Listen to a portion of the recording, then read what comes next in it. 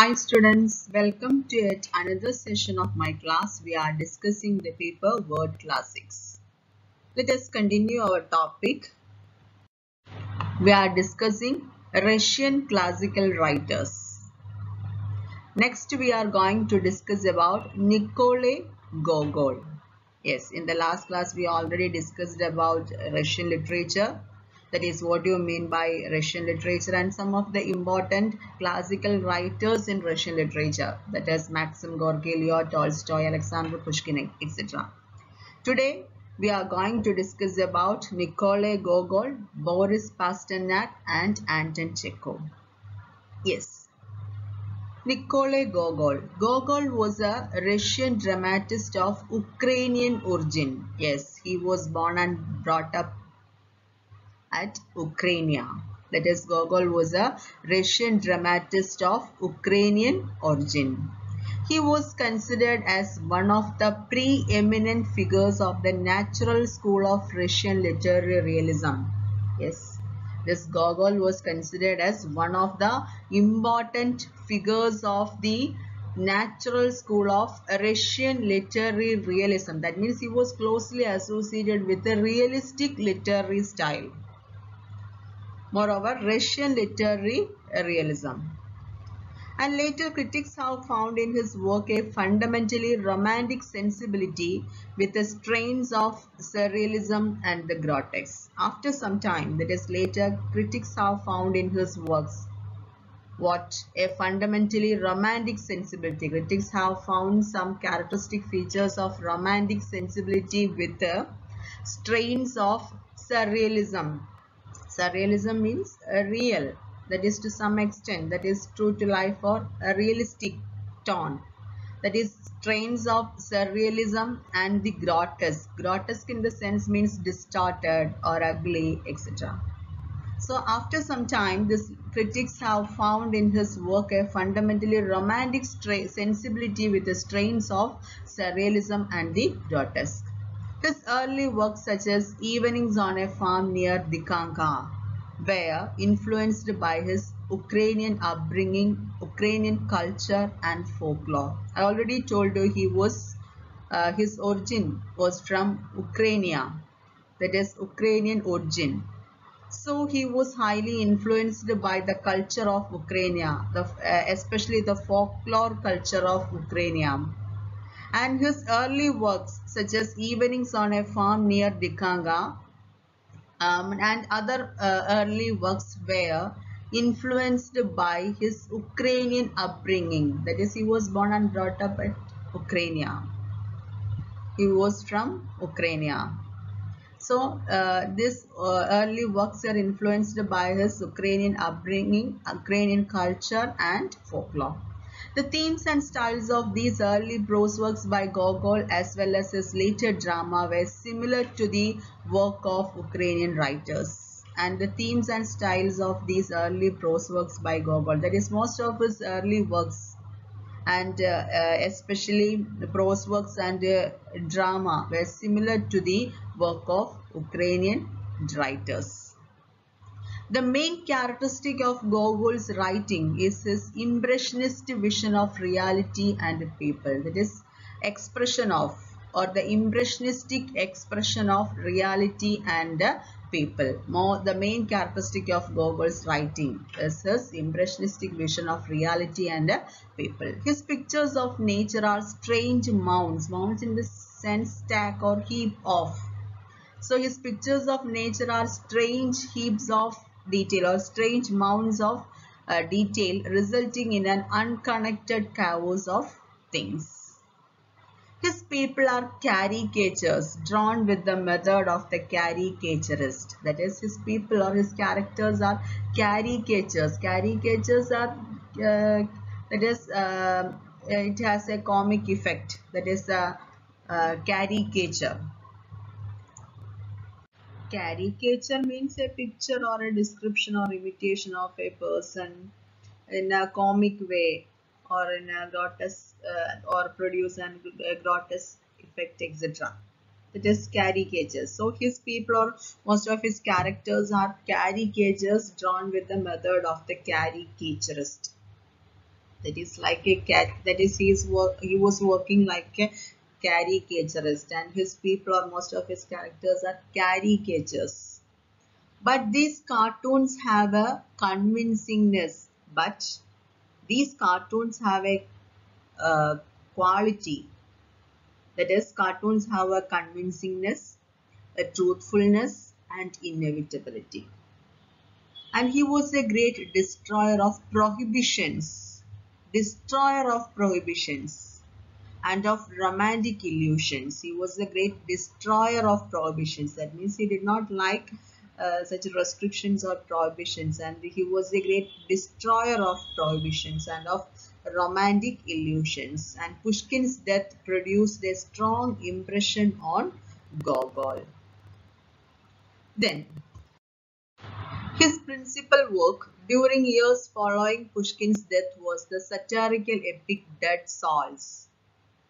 His very famous work, that is Dead Souls.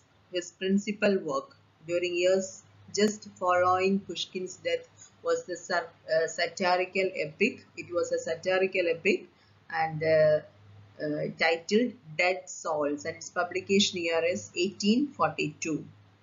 The purpose of this novel was to demonstrate the flaws and faults of the Russian mentality and character. The purpose of this novel was to demonstrate the flaws and faults of the Russian mentality and character, and he himself saw it as an epic poem in verse. He considers this work, Dead Souls, he himself saw it as an epic poem in verse. The original title was The Wanderings of Chichikov. That was the original title, The Wanderings of Chichikov. The title refers to the dead souls of Gogol's characters, all of which represent different aspects of Poshlost. Yes, the title refers to the dead souls of Gogol's characters, all of which represent different aspects of Poshlost. Poshlost means is a Russian noun rendered as commonplace vulgarity, moral and spiritual, with overtones of middle class, pretentiousness, fake significance and philistinism. That was Poshlost is a Russian noun rendered as commonplace vulgarity, moral and spiritual, with the overtones of middle class pretentiousness, fake significance and philistinism. Philistinism is a derogatory term which means a person who is guided by materialism, or it describes the manners, habits and character of a person whose anti-intellectual social attitude undervalues and despises art and beauty, spirituality and intellect, etc. That is the meaning of the term Philistinism. So, Poshlost is a Russian noun rendered as commonplace vulgarity, moral and spiritual, with overtones of middle class pretentiousness. This is about Nikolai Gogol. I think all of you understand about Nikolai Gogol. Next one is Anton Chekhov. Anton Chekhov was a Russian playwright and short story writer, and he is often referred to as one of the three seminal figures in the birth of early modernism in the theatre. He is considered to be one among the three seminal figures in the birth of early modernism in the theatre. And he was a literary artist of iconic precision who probed below the surface of life. So he was a literary artist of iconic precision. Precision that means exactness or accuracy. Who probed or who entered below the surface of life. That means he entered into the depth of life. That is, tried to analyze the inner part of life. And he was a literary artist of iconic. That is the representative of something. That iconic precision, who probed below, that is he entered deep into the complexities of life. His best plays and short stories lack complex plots and neat solutions. Yes, most of his plays, that is his best plays and short story, lack complex plots and neat solutions. He described the Russian life of his time in his works. He is regarded as the outstanding representative of the late 19th century Russian realist school. He is regarded as the outstanding representative of the 19th century Russian realist school, and he began his writing career as the author of anecdotes for humorous journals. Through stories such as The Steppe and The Lady with the Dog, and plays such as The Seagull and Uncle Vanya, Chekhov emphasized the depths of human nature and the hidden significance of everyday events. Yes, through these stories and plays, he emphasized the depths of human nature. I already told you, he entered deep into the complexities of life. So he emphasized the depths of human nature and the hidden significance of everyday events. Try to analyze the inner meaning of everyday life, everyday events. And he wrote about ordinary events. He wrote about ordinary events and the relationships of people in small towns and villages. One theme he expresses repeatedly in his short stories is that the happiness of the privileged is based on the silence or invisibility of those who are poor, oppressed, and suffering. That means he always raised a voice for the poor or the oppressed people. And one theme he expresses repeatedly in his short story is that happiness of the privileged class. And it is based on the silence or invisibility. That means the oppression of these poor, oppressed people. Silence or invisibility of those who are poor, oppressed, and suffering. That is one of the important themes that he dealt with. That is dealt in most of his stories. That is about Anton Chekhov. Next, we are going to discuss about Boris Pasternak. Nobel laureate Boris Pasternak was highly regarded in his native Russia as one of the country's greatest post-revolutionary poets. Nobel laureate Boris Pasternak, he was a Nobel laureate and he was highly regarded in his native Russia as one of the country's greatest post-revolutionary poets. Please note that post-revolutionary, that means after the revolution. He did not gain worldwide acclaim until his only novel Dr. Zhivago was published in Europe in 1958. His very famous novel was Dr. Zhivago and it was published in Europe in 1958. And he did not gain worldwide acclaim until the publication of this particular novel titled Dr. Zhivago. He won Nobel Prize for Dr. Zhivago but aroused so much opposition in the Soviet Union that he declined the honor.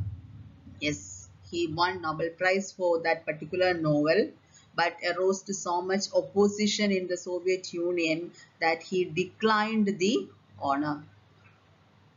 He grew up in a refined artistic Russian Jewish household. He was from a good family. That is, he grew up in a refined artistic Russian Jewish household. That is, from an artistic family. His father was an art professor and a well-known artist, and his mother was a renowned pianist. A poet of the post-symbolist generation. Symbolism, it's a movement. And a poet of the post-symbolist generation, that is after that symbolistic generation, symbolism. A poet of the post-symbolist generation, he was closely associated with a Moscow futurist group. He was closely associated with one group titled the Moscow Futurist Group and group titled the Centrifuga, and he contributed verse and essays to a variety of futurist publications throughout the World War I. He attempted to make his poetry more comprehensible or understandable by reworking his earlier pieces. He attempted to make his poetry more comprehensible, more understandable by reworking his earlier pieces. And he also turned to prose and wrote several autobiographical stories. He also turned to prose and wrote several autobiographical stories. This is about Boris Pasternak. I think all of you understand this session. And students, there is a homework for you, and the homework is write a note on Anton Chekhov, Boris Pasternak, and Nikolai Gogol. Write your homework and send back to me. Thank you. Have a nice day. See you again.